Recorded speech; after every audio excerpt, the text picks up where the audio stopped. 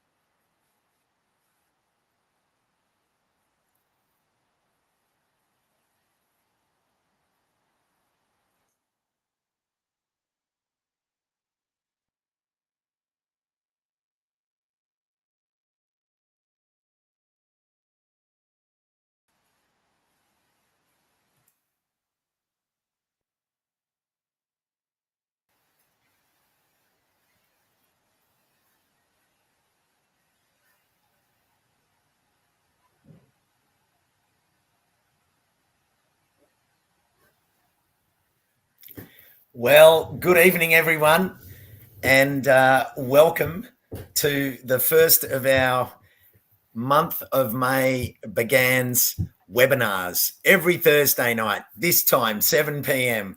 My name's Costa Georgiadis, and as Ambassador for Begans, Australian Ambassador for Begans, it's an absolute treat to be back with you. I can't believe that it's been a year since we were all together for these webinars last May, and we've got 4 fantastic webinars coming up for you. Of course, as you know from the posts that you would have seen, our first one is on bushfire recovery through community, conservation and collaboration. Before we get underway, I was just going to acknowledge the welcome that we had posted up there, and acknowledge the lands that we are all on, the country that we're on. And if you could make a note in the comments and let us know which country you are joining us on, that would be great, so we can see what town and what is the name of the Indigenous country that you're coming to us from. To get started, I'm very excited to bring a special guest first up, and I'm just going to introduce you to Hayley Allen. Now, Hayley, welcome. It's lovely to to see you here. So for those of you that don't know, Hayley is the chair of Begans. And Hayley, exciting to have Botanic Gardens Month back with us. Tell us a little bit about what's planned for this month ahead. Thanks, Costa. It's so wonderful to be here. Thanks for having me. So as Costa mentioned, I'm chair of Botanic Gardens Australia New Zealand, recently appointed in September last year, actually. And we know Begans has an almost 20-year history championing Botanic Gardens and the Botanic Garden community. We recently underwent some structural changes whereby a new board was appointed, consisting of 9 board members that represent our member gardens from across Australia and New Zealand. We had a recent strategy and planning session in Canberra, which was absolutely fantastic. It's a really enthusiastic group, and we've made some exciting plans based on our member feedback to further support the sector as we move along. While we were in Canberra, we even got to see the tropical showcase at ANBG, which was just delightful and so Instagram worthy. And on that note, we all know that May is Botanic Gardens Month, and I'd be remiss and probably get in trouble if I didn't say get on board with the Sea Soul Plant Challenge and make a video. Upload your video with the hashtag plant challenge. And if you need any instruction, you can just go to begans.org.au. Botanic Gardens Day is on Sunday, the 28th of May. So see you out there visiting one of our stunning botanic gardens that day. It's an absolute pleasure to be here with you, Costa, to launch the Botanic Gardens Month webinars, where we will hear from some incredible people about some really fascinating and important topics. Understand that we're looking at bushfire recovery, the Ian Potter National Conservatory, exploring our plant palette, and also healing and medicine using Indigenous plants and knowledge. Wow, that is a great program ahead. I'm really excited about it. And as you were chatting, lots of people, thanks everyone for dropping into the comments and sharing. We got people from as far afield as WA. We've got people up in Jimboomba in Queensland. Alan, welcome. People in North Carolina. There was even England, little old Lake McDonald, Ewan country, Ngunnawal country, Kulin Nation. So thanks everyone for sharing and giving us a breadth of where we are, because the thing to remember, as Hayley explained, Begans is Botanic Gardens Australia and New Zealand, and there is a lot of botanic gardens. I remember when I sat down and was tagging the post, I was just adding as many botanic gardens, I think, as I could. I think I got to 50, and then that was all that was accepted. But the favourite plant is that really. It was so nice to see botanists. There was horts. There was botanic scientists right next to people just sharing, like backyard gardeners, you and me, just anyone sharing their love of plants. It was really great last year, wasn't it? Yeah, fantastic. All right. Well, look, thank you for bringing us up to date. It's great to hear all the things that are going to be on in the month of May, particularly those 4 upcoming webinars, which I look forward to sharing with you. At the moment, I'm down here coming to you all from down near Bermagui. So this is a spare bedroom, and I managed to get back here, get online, check in with everyone. Our speakers are here. Everyone's fired up. So I'll get this started. So Hayley, thanks for dropping in and bringing us up to date. No worries. Thanks for having me, Costa. Thank you for all your support, and I hope everybody really enjoys these fabulous webinars across May. Thanks, Hayley. See ya. All right. So to get us started, it's nothing new when we think about the impact of the 2019-2020 Black Summer bushfires on our native plants and animals. We know it's been severe. Millions of hectares of native vegetation were burnt, putting at risk the survival of many plant and animal species. The good thing to know that botanic gardens across Southeast Australia are playing an extremely critical role in the recovery of fire-affected flora. And that's exactly what this webinar will explore from three really interesting perspectives, where we're going to take you from the south coast of New South Wales down into Victoria and then back up to Canberra with our three different speakers. The first of our speakers is Michael Anlezark, and he's the manager at the Eurobodalla Regional Botanic Gardens here in southern New South Wales, which is just a little bit back up the road from where I'm sitting at the moment. Now, these gardens were directly affected by the Black Summer fires, and Michael's going to reflect on both the recovery of the cultivated garden and the magnificent flora of the South East Flora Bioregion. Then we're going to cross over into Mallacoota because the community have rallied to build a brand new botanic garden in response to the devastating fires that impacted East Gippsland. And Bryce Watts-Parker is heading up that ambitious project to create the Mallacoota Endemic Garden with the support of the Friends of Mallacoota and Parks Victoria and the Royal Botanic Gardens Victoria. Bryce also works in the local bushland and has documented the recovery of many fire-affected species in the wild. And from there, we're then going to head across to the National Botanic Gardens, and we'll take a perspective on bushfire recovery and hear from Gemma Hoyle, who's a seed scientist in the National Seed Bank at the Australian Native Botanic Gardens, who's going to discuss a project named Survive and Thrive, Fire Recovery and Climate Change Resilience for Threatened Plant Species in Subalpine South Australia. So that's pretty much our outline for this evening. And I would like to start by bringing in Michael. And here he is. Michael. Hey, Costa. Welcome. Thank you. Great to be here. It's wonderful to have you here.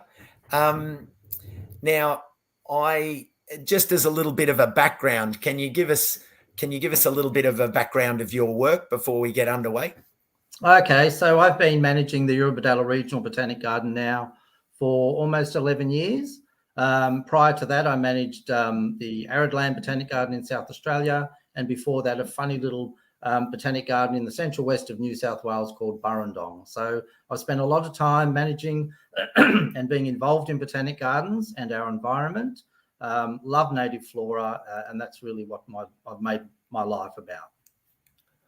Wow. Well, for everyone listening, this is exactly why we are doing these talks, because to have someone like Michael on here with this passage that he's taken with plants across the country and now at the Eurobodalla Botanic Gardens. Michael, take it away, and I'll just bring up your presentation. Okay.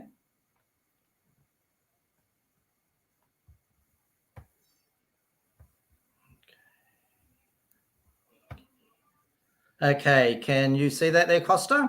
That is perfect. I've given you full screen and away you go. Fantastic. So I guess I really can't start without giving you a bit of an introduction to the garden and some of the trials and tribulations of the last few years. This will hopefully set the scene for where we're at, where we've been and where we're at now. So clearly this is our beautiful visitor centre at the Botanic Garden. And on December 31st, New Year's Eve, you know, the gardens went from a beautiful place full of life and full of drama, but good drama, to this. So it was a very shocking new landscape that nobody was prepared for. And this. The visitor centre was incredibly lucky. We did a lot of work in asset protection zones, and we just spent over $3 million refurbishing this centre and building on. So it was very incredibly pleased that it survived. All the garden beds around the visitor centre were impacted, and I guess this shows just how close it got to our main centres. A fantastic new herbarium building survived, yet everything around it burnt. Interestingly, during the height of the fire, we know it got to 1,500 degrees. The herbarium inside didn't exceed 27, so it's pretty remarkable. We lost so much stuff. We're still not sure what we lost. But just imagine that every tool, everything you've used in your garden has disappeared, and you basically have to start again. Nursery stock, our arboretum, all our sponsor signs. After the fire, we lost an additional 200 trees that had to be taken down to make the site safe. Bridges, walkways, retaining walls, path edging. It's not something you would think you would lose, but we certainly lost those things. All our interpretation and educational installations, many of which were put in December and were really pretty much brand new. So we went from beautiful, lush, lovely areas to pretty much very destroyed and damaged. Landscapes that we weren't really prepared for, landscapes that we didn't know existed underneath all that beautiful green foliage that used to be there. And the place seriously looked pretty much like a war zone. So adding to this drama, we had a flood. So this is where losing those path edges came to be a serious problem, because once the path edges were gone, the flood came and washed the paths away. We had 2 bridges that survived the fire, and this was one that was picked up and destroyed by the floodwaters. And then, of course, one word, I guess, explains the next series of dramas that befell us and everyone else. So more than 3 years ago, so what have we been doing since? Making the site safe. So as I mentioned, we removed hundreds of trees, which was a pretty traumatic thing to do. We had to rebuild our wildlife population. Important note I put there on that slide is that kangaroos don't like kangaroo food. Very fortunately, we'd had a bit of rain, so there was a bit of green pick for the very small population that survived. We went from about 45 kangaroos on site to 6. Rebuilding our plant collection. One great thing that we did was foster out plants in our stock plants in our nursery to volunteers who were desperate to help. So a really important community thing was to involve the community in nurturing and looking after our plants. It was essential for us. We couldn't look after them. We'd lost infrastructure and we had to focus on making the site safe. So it was a really good thing. So about 60 volunteers took almost 4,500 plants home to look after. The Army came to help, which was fantastic, but they didn't have any tools. We didn't have any tools. So that set us up with a whole lot of new challenges that we had to deal with. But in the last 3 years, we've rebuilt things. We've built them better. We built them more in keeping with the architecture of the site. We built them of great materials, fire retardant timbers, simple designs, so that we're really prepared for this. When it happens again, we won't be in a bad position as we were before. So this shows you. So there's our damaged amphitheatre with that incredibly understory bare. Understory's gone, and the slide underneath it that's now. So just in 3 years, the vegetation has been incredible, and the landscapes reasserted itself. 3 years of recovery. This is the same shot of the same bridge. I've said so many times that the bush has recovered much quicker than we have. Ironically, the signs that did survive were these ones that talked about great Aussie survivors, that talked about fire adaptations. But you can see the landscape, is dramatically different. One important thing that we did was build new gardens during the recovery period. So while we were closed for 6 months to make the place safe and to have some sort of order that visitors could come back, they desperately wanted to come back. We started a whole series of new gardens that gave us something fresh to focus on, something brand new to offer the public, and something to engage our staff and volunteers that wasn't just black and damaged and ruined. So these are the series of display gardens we built. And they were themed gardens so that they're relevant to how to use our local plants to their best advantage. And our next new exciting project is the Discovery Garden. We're very lucky to receive over $500,000 in grant funding to create a new Discovery Garden to replace the very damaged sensory garden that was destroyed. So over the last 3 years, our Botanic Gardens have undergone some very dramatic and physical changes, but it continues to regenerate and re-establish its character and beauty at a really, really remarkable rate. So that's the end of my slideshow, Costa. Wow. I'll just take that out. Oops. Wow. Michael, you said that the first, something that really resonated with me there when you were looking at the slides and you were talking about the bush was that idea of the bush recovering faster than we have. Can you expand on that a bit in terms of the technical recovery of the bush and have species been lost? What's coming back in the regrowth? How's that looking? Well, sort of after the fire, when there was so much devastation, I couldn't help but have a really gloomy outlook that, I thought we'd lost 80% of the plants we'd planted. And, I knew the bush would recover as it does. I knew it would recover and it would be, a bit of a different composition. But the species that I thought we'd lost, that we'd planted, a lot of those came back. They came back better and amazing, and they're amazing shrubs that we seriously thought we'd lost. But in the natural areas of the garden, looking at what came back and what happened was really dramatic. Like the first year, with such an open canopy, we had a carpet of Hardenbergia that was just solid purple. It was quite remarkable. And once the shrub layer and the ground cover started to come back, that was diminished. And now we've got more orchids flowering than we've ever seen before. We've a new staff member who's a real orchid nut discovered a threatened species on the site that we hadn't recorded before.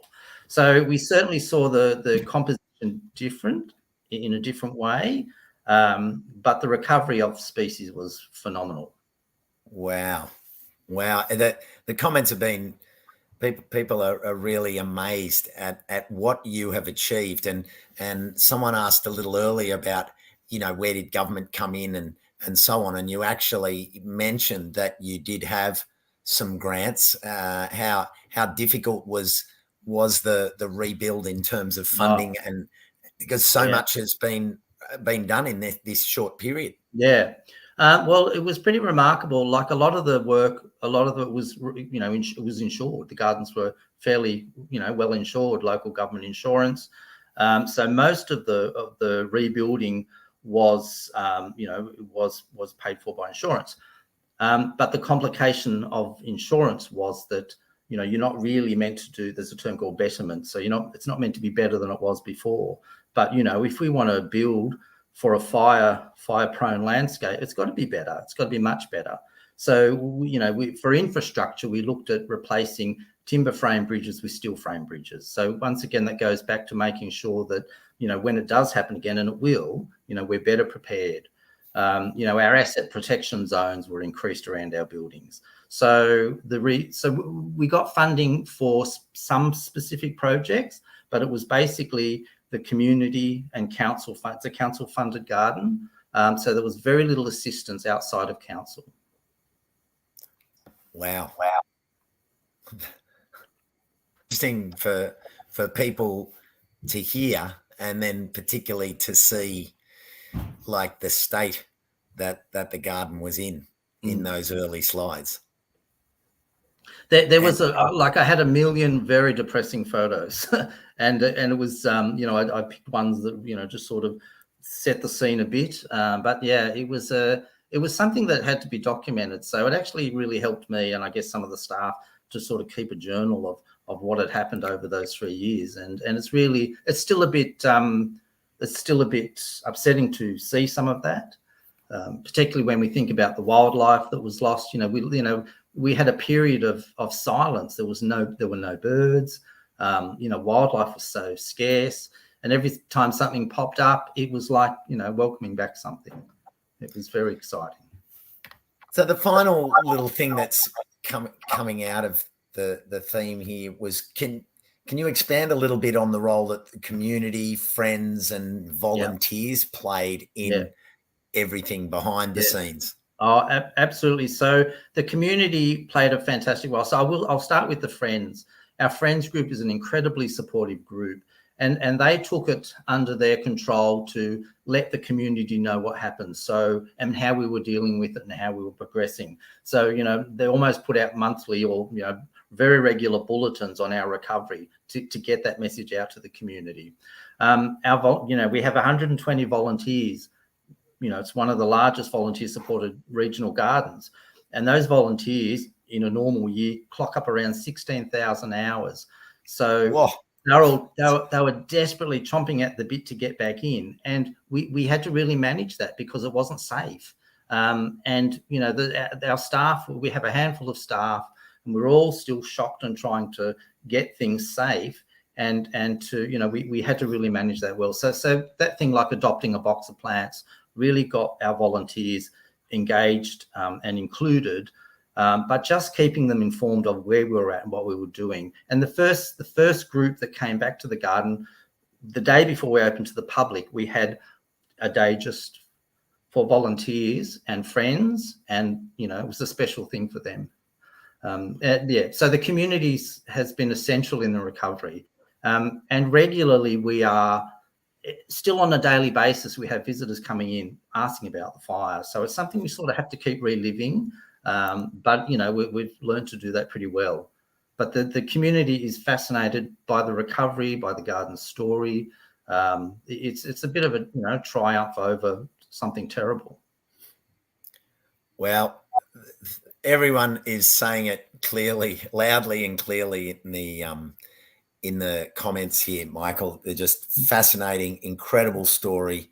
Wonderful to hear you expand on just how much support and how many people were involved behind all of your staff and the Botanic Gardens, but that community role, and the idea of people adopting the plants. That's something that all of us can share with all of our communities around the country as an idea to share that load and to spread the diversity, so it's not all in one place, and you get that recovery happening quickly.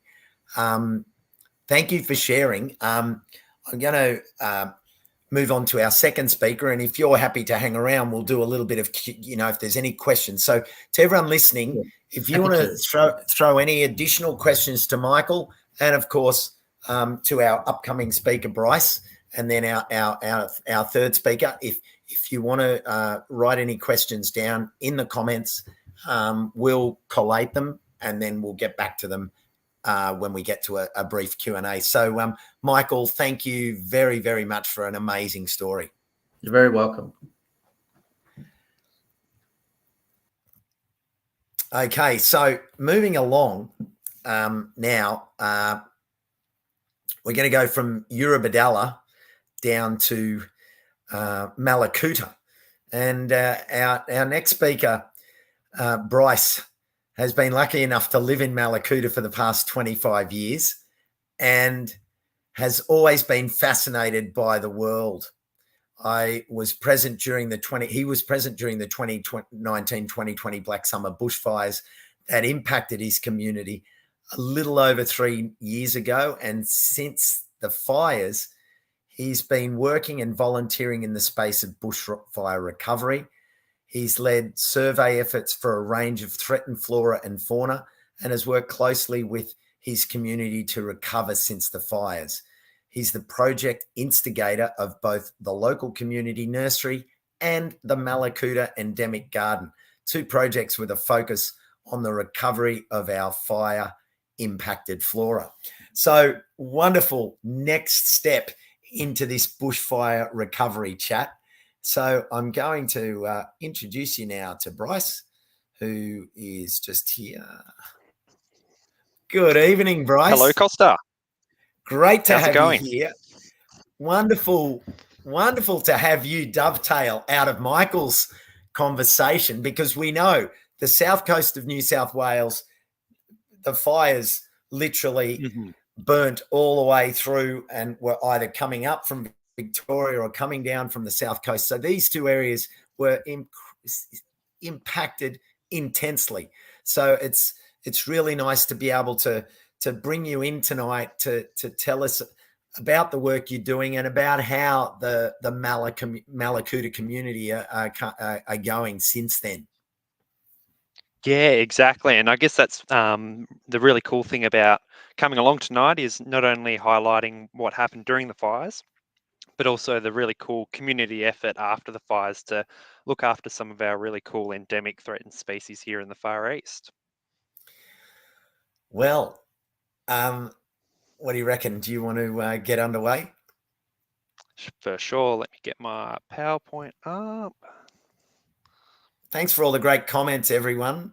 I'm really enjoying them, and I'm sharing them on screen as they pop up. Beautiful. How does that look, Costa?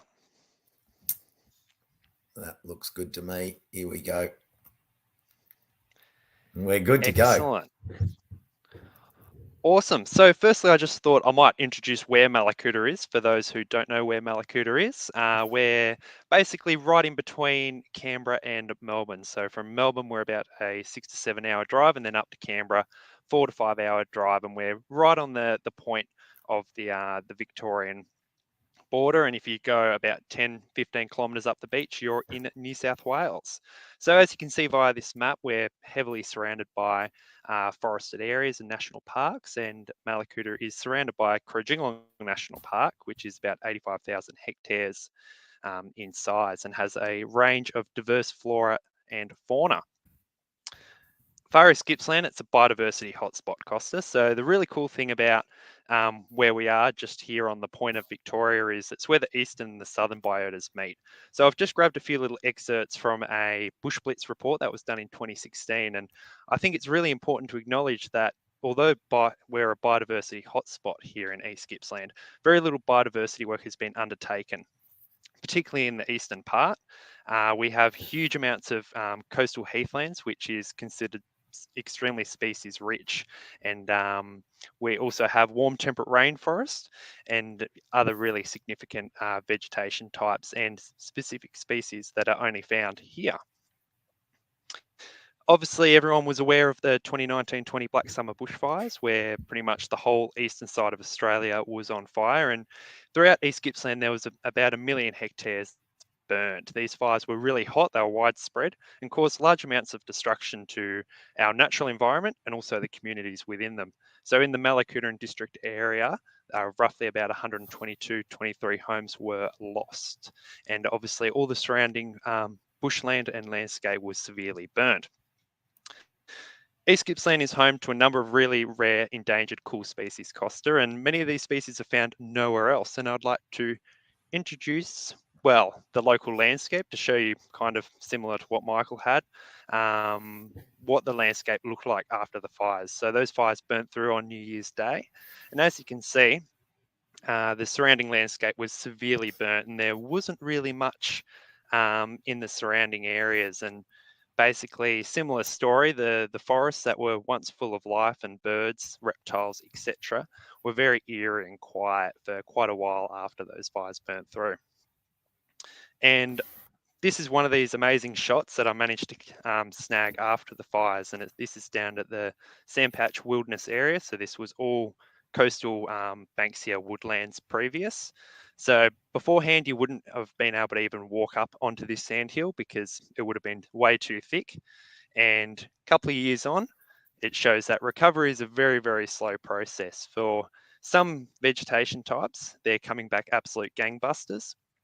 But some areas that are a bit more sensitive to fire and burnt really, really hot, like our warm temperate rainforest and our coastal areas, they're taking a lot longer to recover. One of the really cool projects that kind of was born after the fires was a community collaboration between Envite Environment, the Friends of Malakuta, and La Trobe University. So we had a focus on kind of 7 fire impacted species here in the Far East, and many of these species are only found in and around the Malakuta and district area, or it's their southernmost limit into Victoria. And the species I'd just like to quickly introduce everyone to is the Betka bottlebrush, Clistemon kenmorrisonii, which is named in honour of Ken Morrison, who was a well-respected naturalist parks ranger of the area. So the Clistemon kenmorrisonii, it's endemic to East Gippsland along the Betka River. Before the fires burnt through, there was an estimation that the population, there's 2 subpopulations for this particular plant. First population, it was estimated roughly 40 to 60 plants. Second population, roughly 50 to 70 plants. And what we noticed is after the fires, we went in there and did an initial count, then we came back and did some more comprehensive surveys. And we found in both of those populations, there were now less plants than pre-fire surveys. The Clistemon is a rheophytic chasmophyte, which is my new favourite word, which is just a fancy word for a plant that grows in a granite rock bar crevice. We went in after the fires and we managed to find both populations had survived the fires, which was fantastic. And we've recorded them flowering, we've also recorded them seeding. When we first went in and checked out these plants, as you can see, the landscape was severely burnt and the environment where these guys were growing was now really exposed, and they were only re-sprouting and we weren't observing any reseeding. As time went on and the rains continued to rain, with all the wet weather we had after the fires, the landscape started to really recover, which was fantastic to see for this really critically endangered species, recovering really well after fire. And then as we progress along, they're growing even better. And I was out there today having a bit of a look at them for work-related purposes, and they're even going better than what these images are showing.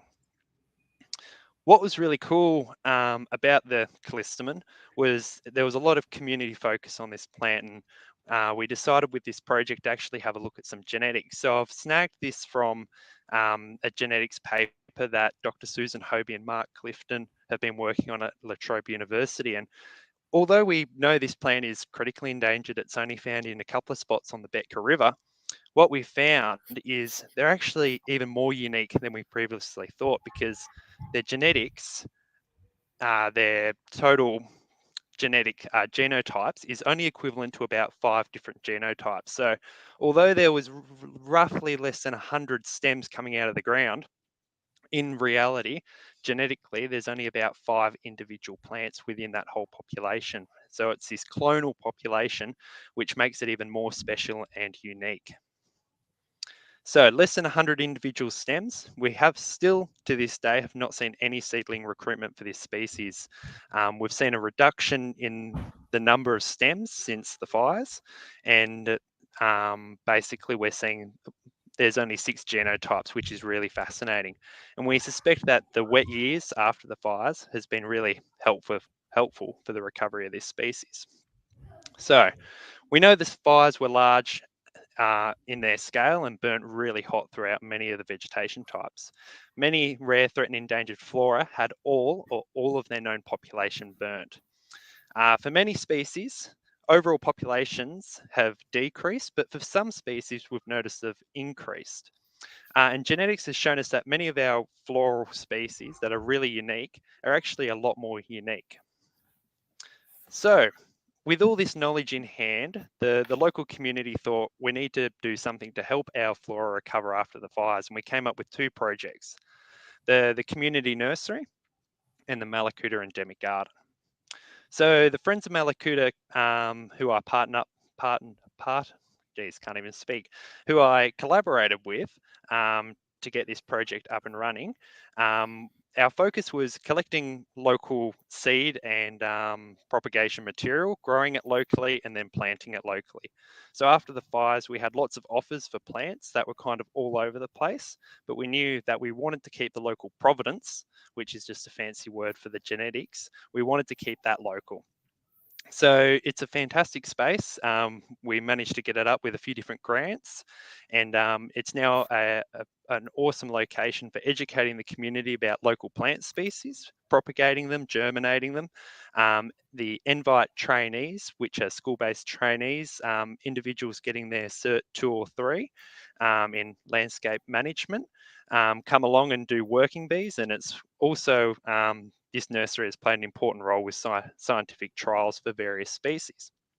The really cool thing about this local nursery is there's not many local nurseries down this way that focus specifically on the provenance and the uniqueness of the area. So we've been able to grow up a heap of plants and supply them for various revegetation projects and for different community groups around town that were burnt out due to the fires. We've also collaborated with the Royal Botanic Gardens with their Care for the Rare program, and we've been able to distribute a heap of really rare species out to the public that have now been planted in their own personal gardens, and they get to have their own little endangered plant, and we go back there every now and again and we check up on it, and those plants will be really important for seed collection in the future. So the endemic garden, it's a space to showcase the many rare, threatened, endangered species. We also wanted it to act as an insurance population in the event of future natural disasters. It's also a space for education, appreciation, and reflection of some of the really cool flora that call East Gippsland home. So the idea, it started off as a bit of a sketch. As you can see, there's a lot of white out there, Costa. Yeah. You know, a lot of scribbling. And it started as an idea on a bit of paper. The local Parks Victoria crew were more than happy for us to have the garden placed on their property, which was amazing. And all we had to do was basically find the funds and then kind of get into it. We were very lucky. We managed to secure a lot of funds from various organisations in town and fundraisers. And then we started to get into it. So at the start, it was a blank canvas. There was nothing there. It was just grass. And then over time, the establishment of the garden started. And then we got some of the big rocks put in, which Costa was my absolute favourite. When that big truck reversed up and dropped that rock, I reckon nearly all the blokes there were giggling like little schoolboys when that one dropped out of the truck. It was good fun. And then the garden beds started to develop. And then over time, the landscaping was done, the pathways have been created. And the really cool thing about this endemic garden, Costa, is it's all volunteers creating this space. And a lot of those volunteers were actually directly fire impacted. So much like, it seems like the surrounding environment's recovering really quickly, as opposed to the human recovery. This was a fantastic opportunity for people that were fire impacted to really put their energy into something positive and kind of recover alongside our local environment. As you can see, we're starting to plant it out with all local endemic species grown from the Friends of Malakuta nursery and also supplied by the Royal Botanic Gardens. And it's really coming along. We've got a total of 7 garden beds within this endemic garden, which represent the different unique vegetation types. And off the top of my head, we've completed about 4 to 5 of those garden beds. And we've got a little bit more to go, but hopefully in spring, when everybody comes to Malakuta for their holiday, they can pop over to our beautiful endemic garden, have a look and appreciate some of the amazing flora of the area. And that's pretty much it, Costa. If you've got any questions or comments about that very rapid presentation. No, look, the comments, the comments coming in are fantastic. People are really interested, and I think I'll save who was asking over here, Troy. I'll save for the Q&A at the end to talk to both Bryce and Michael about how and what work is being done with traditional fire practices in the post bushfire landscape. I know a lot through the work that I'm doing, but I'll save that question and we can put it to both of you when you're both together. I suppose the one thing you mentioned was, the healing aspect of the gardens that you've built, and a bit like Michael with the people taking the plants home. What have you seen? Because the Malakuta community, just showing some of those photos is very difficult, and a few comments came up just how triggering that is, because seeing those things again. There's still people, with living in caravans. There's still people. So I know our focus is on the plants, but the plants and the community are one. And how, and you're working in that space by making these open to the public so people can see the recovery, can feel the recovery, can feel part of it. Tell me more about how that's playing into your work as a plants person. Yeah, well, I guess straight after the fires, obviously the landscape was kind of all these dull monochromes and greys, and there was smoke and there wasn't really much green. And that kind of reflected, I guess, the general mood within the community. Everyone was kind of feeling a bit despondent. They didn't really have much to kind of look forward towards or have anything to kind of guide them, I guess. And then as that the local environment started to recover, we really started to notice a bit of a change in people's, personalities and their outlook on the recovery process. And then kind of focusing on these two projects, the nursery and the endemic garden, really gave people an opportunity to focus that energy into creating something really positive for the community. And as you know, one of the best things that you can do is go and plant some trees. It's just makes you feel like $1,000,000.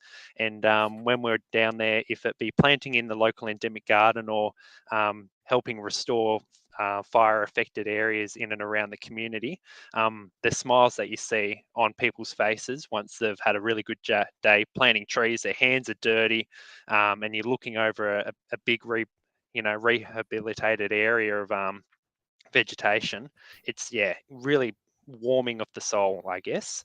I guess as we've kind of been progressing on, there's all these exciting little wins of this really cool orchid. It's the first time it's come up and everyone gets really excited about it, takes pictures, and then it's like all the acacias are starting to flower at the moment. So in and around the Malakuta area, basically we're in a sea of yellow at the moment, which is just incredible. And just watching people being engaged and fascinated with bushfire recovery has been, personally incredible to see, and really heartwarming to kind of see the smiles on people's faces when they kind of go back out into the bush. And instead of it just being a burnt out landscape, we're starting to see the flowers come back. We're seeing all the flora kind of regenerating really nicely. And also all the fauna, all the birds, the small mammals, they're all starting to return to the landscape. So, I'd like to kind of think that the recovery of our local landscape goes hand in hand with the community's recovery. Well, thank you, Bryce, for a wonderful presentation. And the thing that was mentioned in John's comment, though, there, you started all this at age 23. Just a couple of years ago. You really are leading the way in your community and putting plants in the spotlight.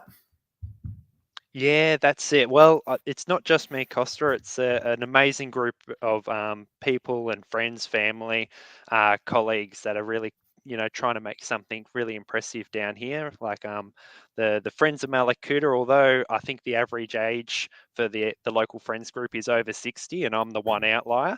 They're an incredible group You're of people outlying by a bit. that are really just a little bit, that are really passionate about the local area. And then the same goes with the La Trobe University for having such an interest scientifically in some of the local flora down here. And then Invite for obviously employing a lot of people to work in the space of bushfire recovery and working with community. Well, thank you, Bryce. I'm going to move on now to our third speaker, and there's plenty of questions coming through, which I'll call you and Michael and Gemma back shortly after Gemma's presentation, and just put some of these questions to the three of you in a little bit of a panel context. So thank you very much, Bryce. Sounds good. Thanking you. Okay, so to our third speaker for this evening, Gemma Hoyle. Gemma Hoyle's a seed scientist at the National Seed Bank in the Australian National Botanic Gardens in Canberra. Her research focuses on seed germination, dormancy, and longevity to improve the conservation and management of our incredible native flora. Gemma's currently investigating the post-fire recruitment potential of subalpine species severely impacted by the 2019-2020 bushfires. Gemma, welcome. Oh, hang on a sec. Just haven't got your sound, Gemma. I'm not sure if you're on mute.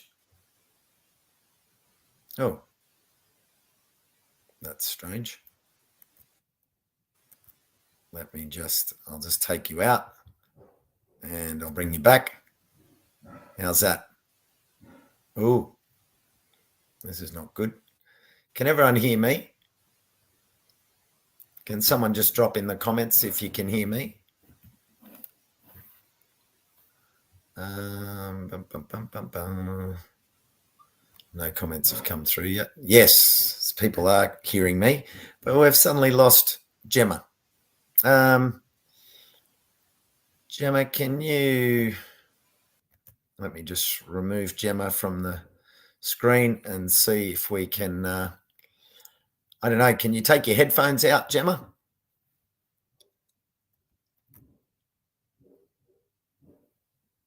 Ooh, that's... How's that? Oh, that's it. There we go. You're back. Excellent. We're on. Welcome, Gemma.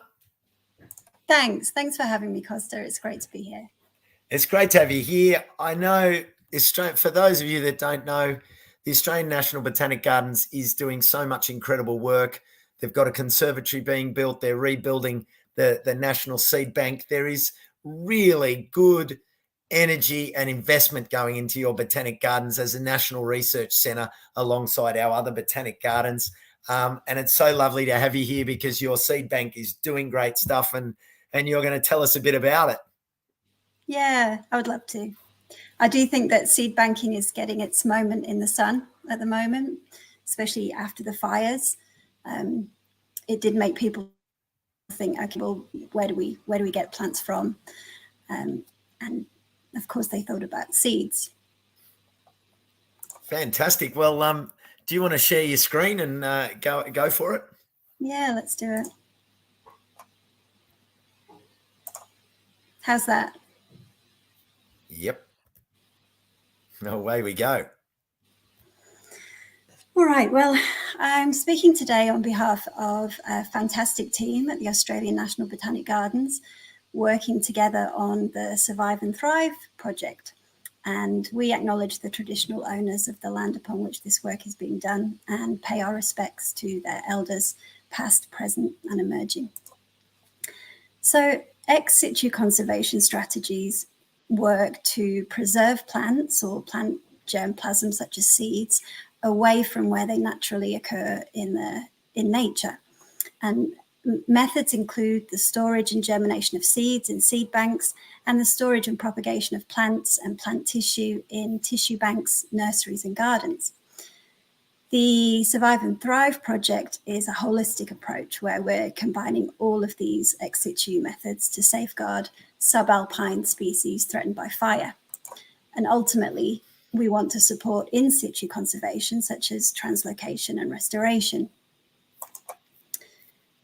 The 2019-2020 bushfires severely impacted Australia's subalpine regions, including Namadgi National Park here in the ACT and adjacent alpine national parks in New South Wales and Victoria. In response to this, the Survive and Thrive project was initiated in 2021, And it's a collaboration between these partners, all brought together by the National Parks Conservation Trust. So the aim of this project is to work collaboratively with these partners using ex situ conservation skills to secure and understand and ultimately recover some of the most fire-affected subalpine species. And this work is now well underway. So I'll give a brief overview of the collecting and the research that we've been doing to ensure that our target species continue to survive and thrive. So our top 5 target species are pictured here, with 7 secondary targets listed there below. And these species were chosen because they were severely affected by the recent fires. They're not part of any other ex situ conservation efforts, and how they regenerate in the wild is currently unknown. So all these factors mean that these species are falling through the gaps in conservation. Thanks to the efforts of many collectors, there have been at least 48 trips to more than 20 locations across the high country. We have banked in the National Seed Bank more than 30 collections of 9 of the 12 target species, and most of these collections are large enough for us to be able to utilize them for research as well as store them for conservation. The only primary target that we don't have seed yet of is the Almalea capitata. Only one population has been located in a very remote location, and it wasn't bearing any mature seed. But we did collect cuttings of the Almalea and 6 other species for propagation and research in the nursery. So with all these collections coming in, there's been plenty of work to do in the National Seed Bank. There's no point us banking seeds unless we know that they're viable and we know how to germinate them. We routinely investigate the quality of every collection through X-ray analysis to determine if seeds are full, and chemical staining to determine if seeds contain a living embryo. We've investigated the seed anatomy and embryo morphology of each species because these characteristics can often give us clues about germination requirements and dormancy. And we've looked at related species to try and gain some insight into what germination cues and pre-treatments we might need to apply. We've been investigating questions such as, are fire cues important for germination? The potential for subalpine species to recruit after a fire just isn't currently understood. Do the seeds have a light requirement for germination? This can indicate their potential to recruit following disturbances such as fire. And do the seeds use dormancy mechanisms to postpone germination? This is crucial to uncover because dormant seeds won't germinate until the dormancy is alleviated. So we're beginning to develop a picture of how we can reliably utilize our seed bank collections of these species in the future when we want to turn them back into plants, and also how these species recruit in the wild so that we can make predictions about how they're going to go in the future as our climate changes.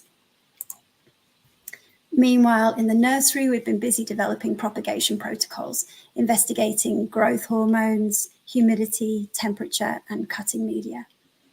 All 5 primary target species have been successfully propagated, and propagation of the Almalea capitata has been especially important given that we don't have seed.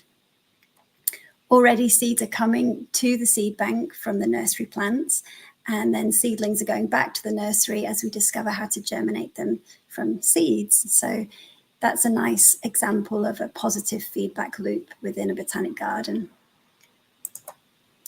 We were also really lucky to have Diego Manzo Concha visit us from Chile, and he incorporated the Almalea into his tissue culture research.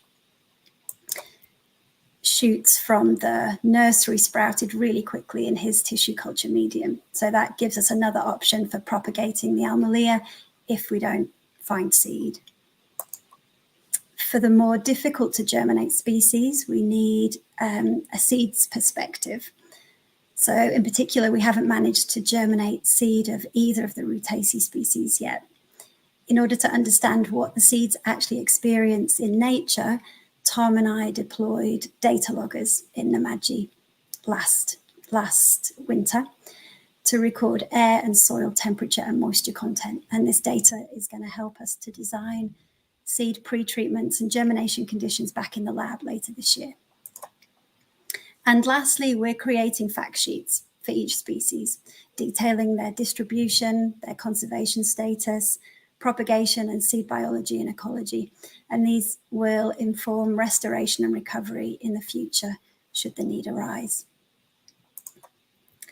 So hopefully that gives you a bit of an insight into the Survive and Thrive project. Thanks again for having me and this opportunity to promote the work. And if you would like more information, please visit the National Parks Conservation Trust website. And if you'd like to get involved, consider volunteering at the ANBG or adding sightings of our target species on Canberra Nature Map, particularly the Almalea. That would be really helpful. Thanks, everyone. Oh, well, Gemma, I'm just getting into your world and your lens. And I mean, putting those loggers out there and trying to work out what nature does to germination and using x-rays. Like, you know, for thousands of years, people would have just known like what's happening with it. And now with science, we've got these helpers with us, but still cracking that code in some areas, you know, closer than you've ever been in the past. So it's really fascinating, the extremes with which you're working under. Yeah, and particularly fire responses. It's a really hot topic of research. Yeah. Yeah, well, that's it. Like, exactly that. Like, how is more frequent bushfires under a changing climate disrupting seed germination strategies? Yeah, well, I mean, we know that many Australian species have evolved to use fire cues as part of their regeneration in the wild, but the problems occur when we see fires happening too frequently. So there just isn't time between fires for plants to grow and reseed.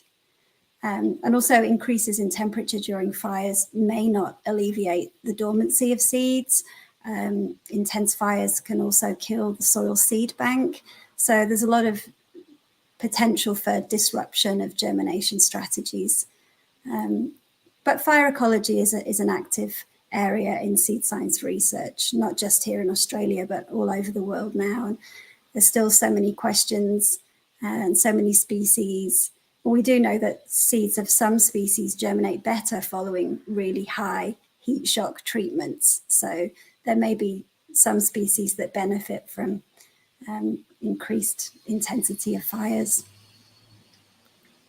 Yeah, it's Stephen said here, you know, hopefully fire can be a good thing for some of the species to come back, but then for others, as Bryce said, you know, those deep incised rainforest areas that have never ever seen fire, particularly in the Blue Mountains, like fire's gone through them and they're not adapted, and those areas, the chances of recovery are very small, and we're going to have to wait a long time to see what happens. So it's such a mixed lollybag of potential and risk, isn't it? Yeah, and I think botanic gardens are in a unique position to get across this, because they often have a concentrated range of expertise among staff. People with botanical knowledge ranging from field surveys to seed science, translocation, rewilding, tissue culture. So conservation efforts can be holistic and can make significant progress in a short amount of time. And we also have amazing opportunities to connect with the general public and inspire them and give them hope that there are people that care about plants and are being proactive in the face of global threats and extinction rates and climate change. So we've got a couple of questions coming in, and I thought I might, if you're happy, I'll just take this last one, and then we'll bring Michael and Bryce in for a quick Q&A before we wrap up. But do you know how long it's been in between burning periods in the area? No, I don't. I know that there were terrible fires across Canberra, I think in 2013. I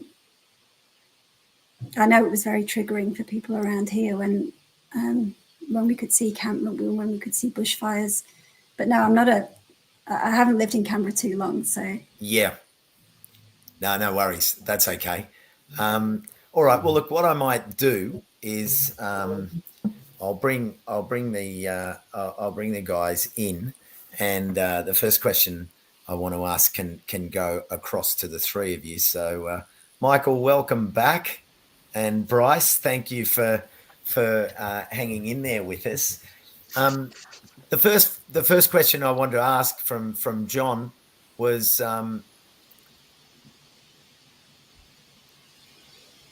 How can people participate in recovery? You've each mentioned it in your briefly, but just as a group approach, what are some things that any of us watching here tonight in our communities, even and outside of your communities, to help your communities? What are some of the things we could do?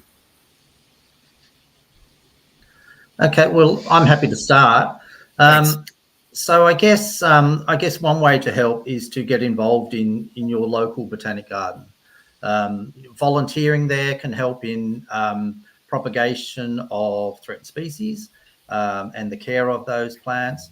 But supporting financially is a way that allows us to go out on collecting trips and bring back the material so that we can provide a valuable bank of that genetic material.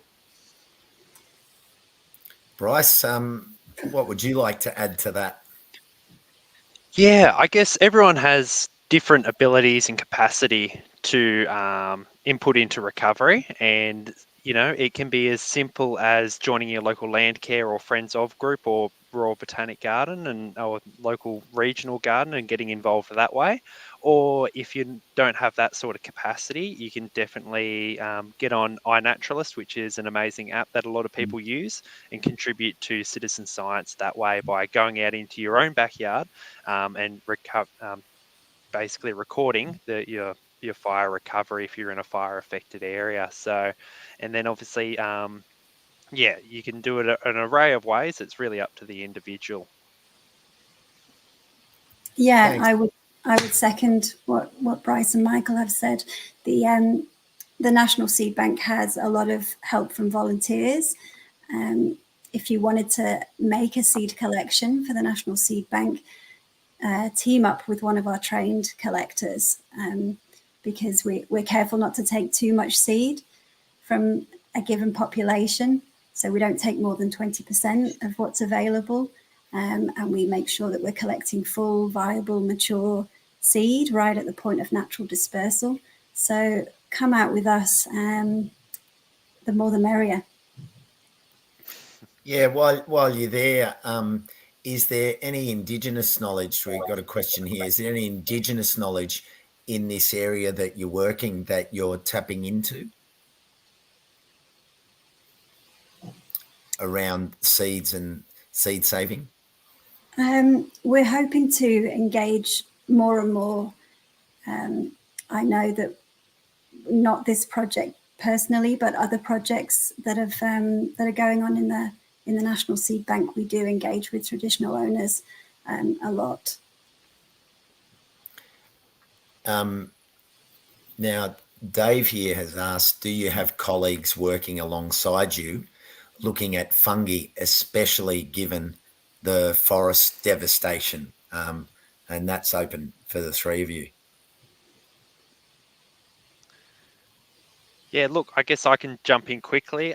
With the work that we're doing here in Far East Gippsland, we don't necessarily have anybody specialising in fungi, but one comment that I can make is the fungi kind of really ruled after the fire. It was incredible seeing all the fungi. They were kind of the first to arise out of the ash, and they obviously play a really critical part in our ecosystem and our landscapes, and all the bandicoots and potoroos at the moment are loving all the fungies growing in people's backyards. And I reckon nearly every second person must have a bandicoot living under their house at the moment here in Mallacoota, which has, been fantastic for the local residents to see. At the Eurobodalla, we're certainly making more of an effort to document the fungi on site, but also encouraging people to use Fungi Map and, put images forward so that can be included, as well as iNaturalist. They're important things. We're also, fungi is incredibly popular at the moment. We've just had fungi workshops and fungi walks at the garden. And there's something coming up called the Fungi Festival. So fungi certainly is on a lot of people's radar, and I guess it's one of the best times to get involved in fungi and learn a lot about it. Yeah, fantastic. I mean, what was that app you mentioned? Fungi Map. Fungi Map.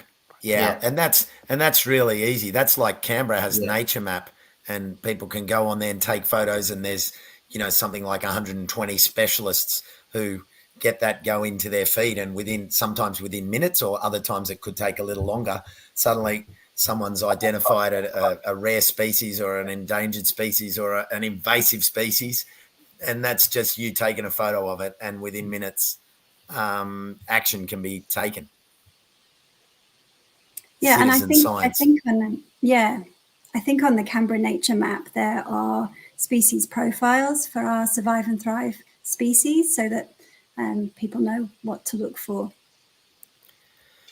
This one for any educators out there, do you have any resources available that could be used in primary school settings or high school settings to educate students around any of this? Any leads?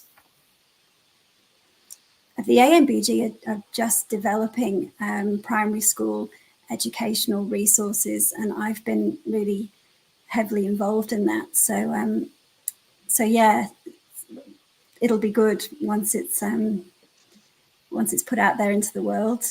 So keep an eye out for that, I would say, or contact the education folk at the ANBG for more information. Oh, thank you. We have a good Year 4 school program that's curriculum based, that's been running for 20 years. But most of it is, face to face. There's not much online. So hopefully this year or next, we're certainly looking at putting more online and developing a whole raft of resources that people can use. We don't want to reinvent the wheel, but we want to do site specific stuff that I guess can be adapted. So we're looking at moving more towards that.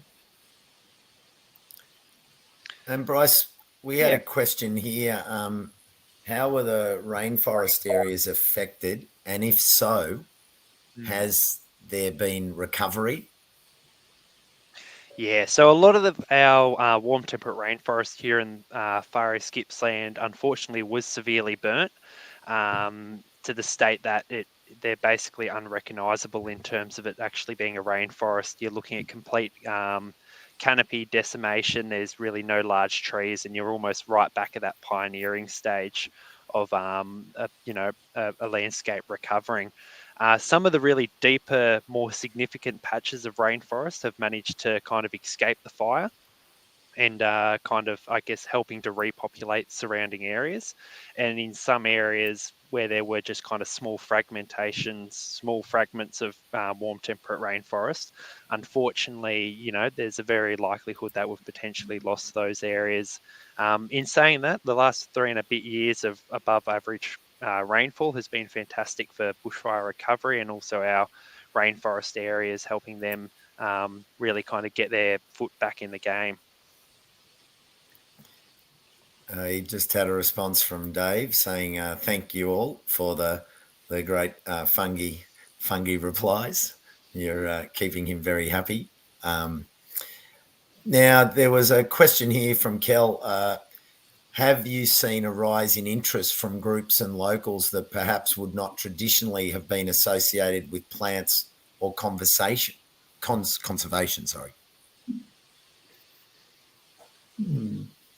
I do know that visitor most definitely.